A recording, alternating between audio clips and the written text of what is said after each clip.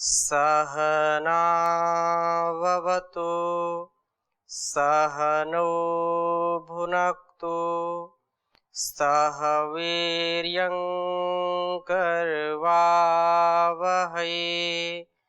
तेजस्विनावधीतमस्तु मा विद्विषावहै। ओम शांति शांति शांति। वैदिक जीवन पद्धति में हम अष्टांग योग में आसनों का स्वाध्याय कर रहे थे कि आसन हमारे शारीरिक विकास को बढ़ाता है, शारीरिक दृढ़ता को बढ़ाता है और आसन के बिना हम ध्यान नहीं कर सकते हैं।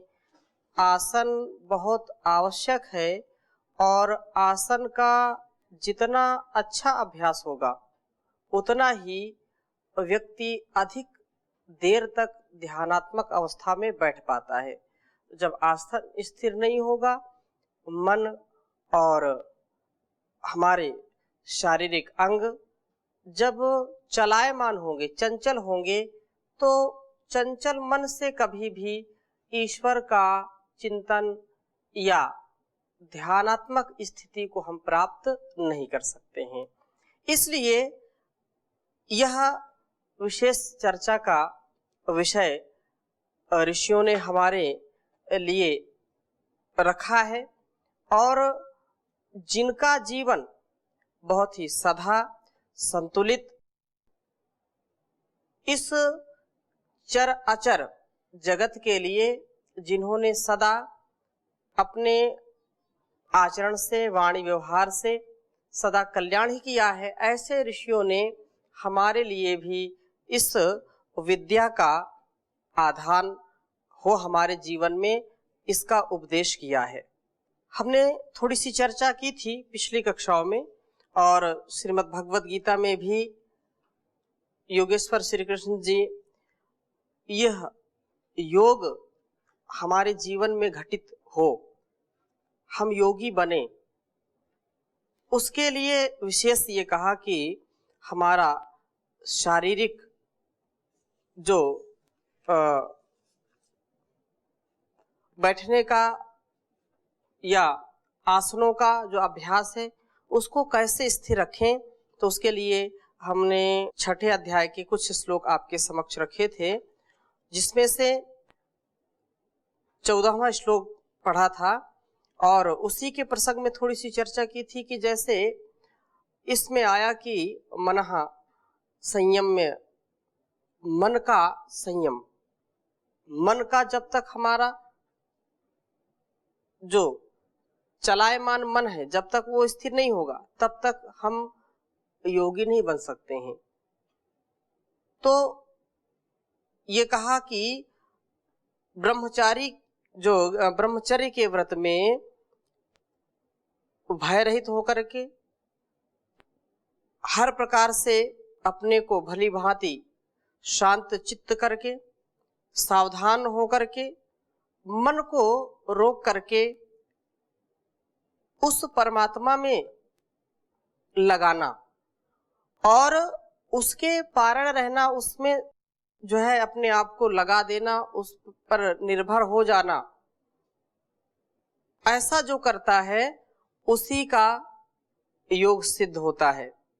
और योगी का जो बैठने का आसन कहाँ हो, कैसा हो, तो उसमें यह श्वेताश्वतर उपनिषद में थोड़ी सी चर्चा आई थी, तो उसकी भी हमने चर्चा की थी कि समय शुचौ शर्करा वह्नि बालुका विवर्जिते शब्द जालम आश्रादि भी मनोनुकूले न तो चक्षुपीडने गुहा निवाताश्रयणे प्रयोजित, यह चर्चा की थी।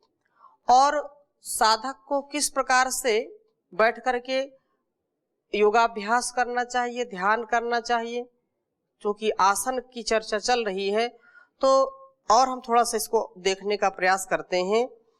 श्वेताश्वतर उपनिषद में भी यह और विशेष बात कही, निरुन्नतं स्थाप्य समं शरीरम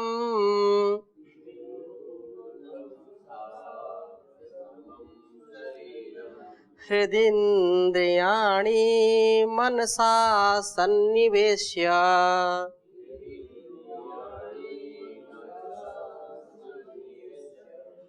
ब्रह्मोऽडुपेन प्रतरेत विद्वान्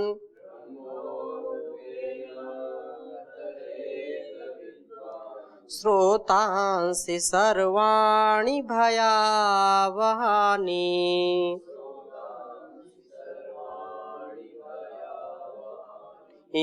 तिरुन्नतं स्थाप्य समं शरीरम्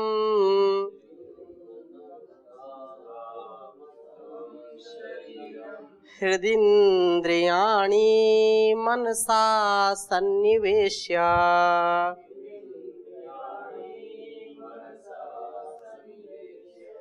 ब्रह्मोऽडुपेन प्रतरेत विद्वान्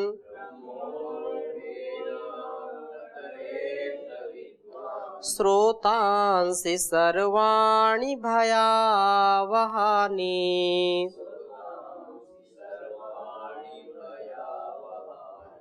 तो बहुत अच्छी बात कही कि बहुत विशेष बात कही कि तिरुन्नतम स्थाप्य समम शरीरम, कि जब हम ध्यान के लिए बैठे आसन हमारा कैसा होना चाहिए, तो कहा कि ध्यान की साधना, ध्यान योग की साधना करने वाले साधक को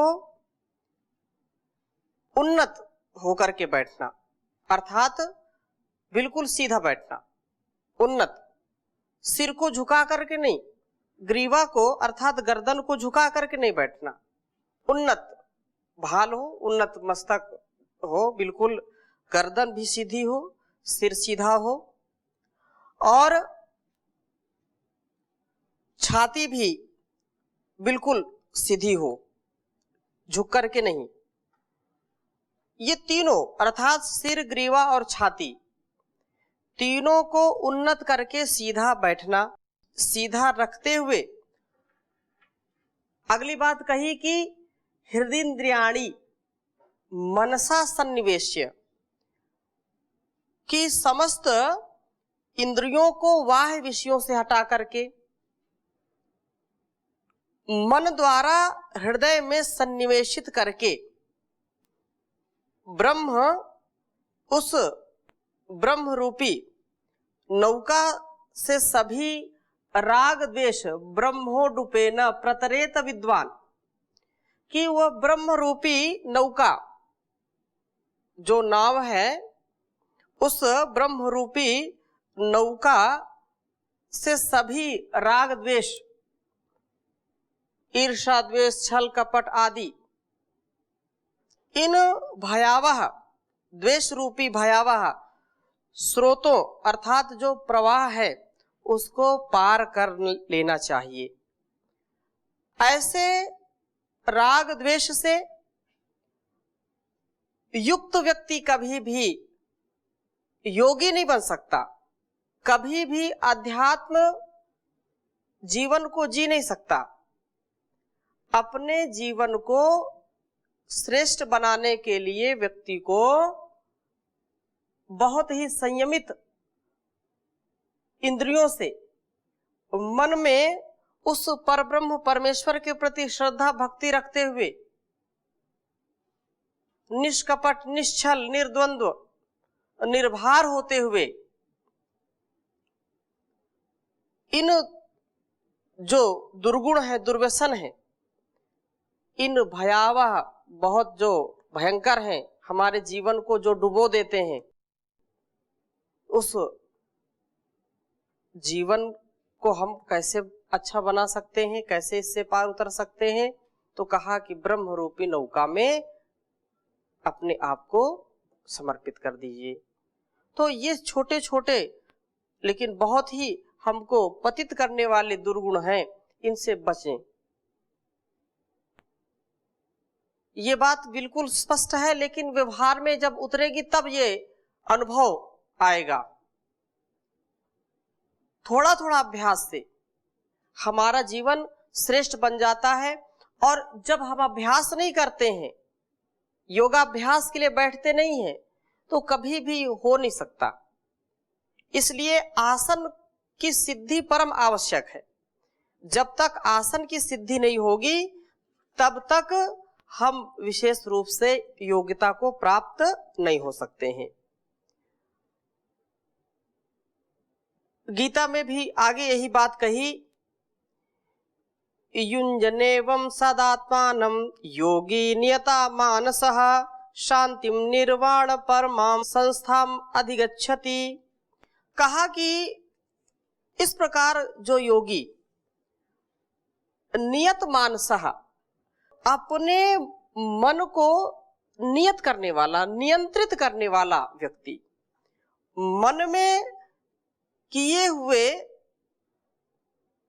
नियंत्रण में अर्थात वश में किए हुए मन वाला योगी, एवं इस प्रकार से आत्मानम, आत्मा को सदा निरंतर उस परम पिता परमेश्वर में लगाने वाला, सदा उसका ईश्वर परिधान करता हुआ व्यक्ति, मत संस्थाम, मुझ में रहने वाली निर्वाण परमाम, परम आनंद की पराकाष्ठा रूप शांतिम, शांति को अधिगच्छति, प्राप्त कर लेता है। इसलिए योगेश्वर श्री कृष्ण जी समझा रहे हैं कि हे पार्थ, आप ऐसे हो जाओ, सारे दुखों को, सारे क्लेशों को, सारी उलझनों को, सारी समस्याओं को यदि आप हटाना चाहते हो तो एक ही उपाय है कि मद अर्पण कर दो उसको, अर्थात ईश्वर के समर्पित हो जाओ।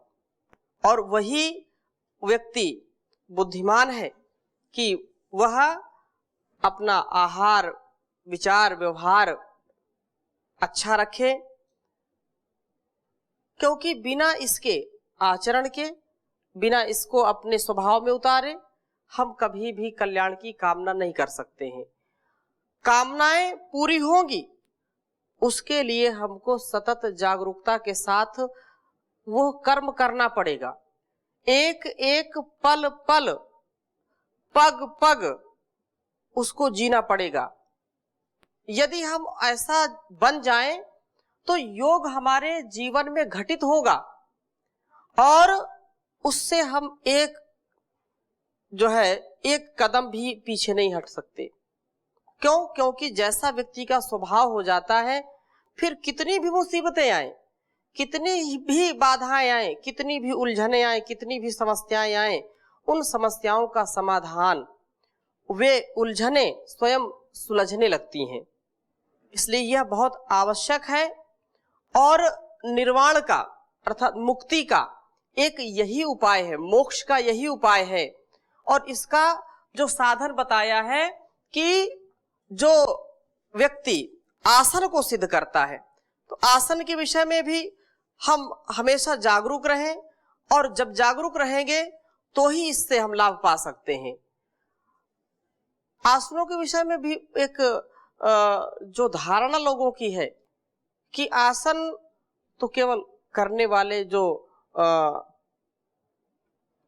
कैसे भी आसन है प्रदर्शन के लिए है, वो ठीक है, प्रदर्शन के लिए भी अच्छा है, शरीर को निरोगी बनाने के लिए अच्छा है, शरीर को बलिष्ठ बनाने के लिए अच्छा है। लेकिन इन आसनों का प्रमुख जो यहाँ पर अष्टांग योग में जो आसन की बात कही है, उसमें विशेष यही है कि हम ऐसे आसनों को व्यवहार में लाएं, ऐसे आसनों का अभ्यास करें जिससे हम ध्यान की प्राप्ति कर सकें, हम उस समाधि की प्राप्ति कर सकें, समाधान की प्राप्ति कर सकें, जिससे हमारे जीवन की जो उन्नति है वो हो सके, जो उत्कर्ष है उसको हम प्राप्त कर सकें। व्यक्ति बहुत जब परेशान हो जाता है तो चुपचाप धम्म से बैठ जाता है, बैठता है तो वहां पर वो स्थिर हो जाता है, थोड़ी देर में उसका मन शांत हो जाता है। जब तक चंचलता रहेगी, जब तक शरीर चलायमान रहेगा, तब तक व्यक्ति शांति का अनुभव नहीं कर सकता है। मानसिक शांति से ही हमारा शरीर स्थिर रह सकता है। और उसके लिए ये बात जो कही है स्थिर सुखमासनम, उसको हमको जीवन में उतारना चाहिए। और आसनम विजितम येन जितम तेन जगत्रयम, इतनी बड़ी बात कही कि इसकी प्रशंसा में, आसन की प्रशंसा में, कि जिसने आसन को जीत लिया है, जो आसनों का अभ्यास करके उसको सिद्ध कर लिया है, तो कहा कि विजितम येन जितम तेन जगत्रयम, समझो कि उसने तीनों जगत को जीत लिया है। इतनी बड़ी इसकी महिमा है। और जब तक इसको नहीं जीत सकते, जब तक मन स्थिर नहीं है, शरीर स्थिर नहीं है, कमर हमारी, गर्दन हमारी या हमारे हाथ पैर स्थिर नहीं है, तब तक हमारा यह सोचना, यह विचारना ठीक है, एक संस्कार पड़ता है, लेकिन उससे हमको विशेष कुछ मिलने वाला नहीं है। तो आसनों के विषय में हमने थोड़ी सी चर्चा की है। इसमें से आप में से किसी का कोई प्रश्न हो तो पूछ सकते हैं। स्रोतांशी सर्वाणी भयावहानी, स्रोतांशी ये जो स्रोत हैं, ये जो प्रवाह है ना, प्रवाह इसका सोता है, ये स्रोत है, तो वो प्रवाह जैसे क्रोध का प्रवाह है, ईर्ष्या का, द्वेष का, छल का, कपट का, ये बहा ले जाते हैं हमको और हमारे जीवन को गर्त में गिरा देते हैं जाकर के। तो हम उनसे बचने का क्या उपाय है? सर्वाणी स्रोतांशी, इन सारे स्रोतों को, ईर्ष्या, द्वेष, झूठ, छल, कपट आदि दुर्गुण, इनको, ये जो भयावहानी, ये जो बहुत भयंकर हैं, ये हमको जो नष्ट करने वाले हैं, उनका एक ही उपाय है, ब्रह्म रूपेण प्रतरेत विद्वान, की ब्रह्म रूपी नौका में अपने आप को जो है स्थापित कर लीजिए। तो उन स्रोतों से हम जो है पार हो जाते हैं, डूबते नहीं है। जी ओम स्वामी जी, जी प्रणाम जी। ये अपने आसन के बारे में जो भी बता रहे हैं, कि आसन को कितनी समय तक अभ्यास करना है और कब कब करना है, इसी के बारे में थोड़ा प्रकाश। आसनों के अभ्यास में जैसा कि ऋषियों ने संकेत किया है कि कम से कम हमको प्रातः और सायंकाल, संध्या के समय सिद्धासन में, पद्मासन में, स्वस्तिकासन में बैठ करके कम से कम 1 घंटे उस ईश्वर का चिंतन, मनन, ध्यान करना चाहिए। फिर 1 घंटे से 2 घंटे, 3 घंटे, जितना आप बैठ सकते हैं उतना बैठने का अभ्यास करें। और विशेष ये है कि जो इस क्षेत्र में अधिक बढ़ना चाहते हैं तो वो महर्षि दयानंद जी के जीवन चरित्र को पढ़ें, तो वो भी बहुत भोर में उठते थे, 2-2:30 बजे उठ जाते थे और उस समय जंगल में जा कर के एकांत में, जहाँ अच्छा प्रवाह वायु का होता था, वहाँ बैठ करके घंटे 2-2, 3-3, 4-4 घंटे, 7-7 घंटे बैठ करके वो ध्यान मग्न रहते थे, जो है समाधिस्थ हो जाते थे। तो इसका ऐसा कोई वो नहीं कि आप इतने ही कर सकते हैं, ये आपके ऊपर निर्भर करता है आप कितना इसको समय दे पाते हैं। समाधिस्थ होने के लिए ये कोई कहे कि कितना मैं बैठूं कि समाधिस्थ हो जाऊं, तो ये अभ्यास के ऊपर निर्भर करता है। कुछ लोग तो बस 2 मिनट में बैठ गए, समाधिस्थ हो गए, बोले कि मुझको समाधि आ गई, जबकि उनको नींद आ गई, वो लटके झटके मारने लगते हैं। तो वो नहीं, कई बिल्कुल समाधिस्थ हो गए, क्यों? उन्होंने बिल्कुल अपने आप को साध लिया और उस साधना से फिर व्यक्ति का उत्कर्ष होता जाता है, उसको आनंद ही आनंद मिलता जाता है, उसका आलस्य प्रमाद सब दूर हो जाता है।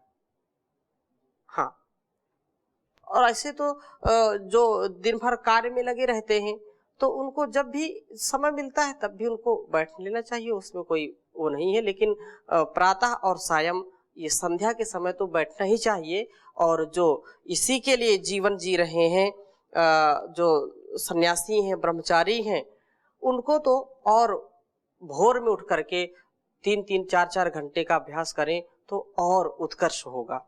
जी ओम स्वामी जी। जी। संशय हो गया, अभी पहले ब्रह्म रूपी नाव में बैठे हैं, तो फिर जो हमारे प्रवाह उनको रोकने की क्या आवश्यकता है? ये हम प्रवाह को रोक सकते हैं, तो फिर ब्रह्म रूपी नाव में बैठना क्या जरूरी है? जो हमने प्रवाह खुद ही रोक ले, थोड़ा जा इसको क्लियर करें। ये जो भाव है उसको समझना चाहिए। ब्रह्म रूपी बात कहने का एक ढंग होता है। जैसे प्रवाह चल रहा है, बहुत तेजी से प्रवाह है, और वह कभी गर्त की ओर ले जाता है, कभी उसमें भंवर आती है, कभी कुछ आता है, कभी कुछ आता है। लेकिन जब हम बड़ी नाव में बैठे होते हैं तो हमको कोई भय नहीं होता है।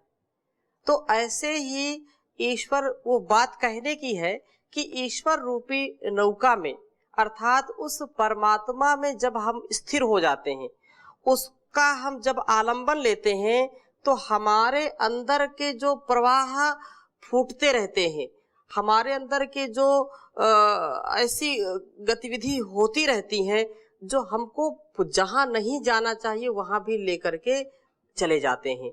जैसे क्रोध आया, ईर्ष्या आई, काम आया या लोभ आया, तो ये प्रवाह है, ये बहाव है। और बहाव में जैसे कोई चीज पता नहीं कहां से कहां वो चली जाती है, इसको कोई पता नहीं होता है, लेकिन उसको हम नाव पर स्थिर लेकर के रखें तो वो स्थिर रहती है, उसको कोई दिक्कत नहीं। बहाव तो बहता रहता है, लेकिन नाव तो अपने ही गंतव्य की ओर जाती है। तो इसलिए एक कथन है, स्रोत वो, उसमें संशय आपको नहीं होना चाहिए।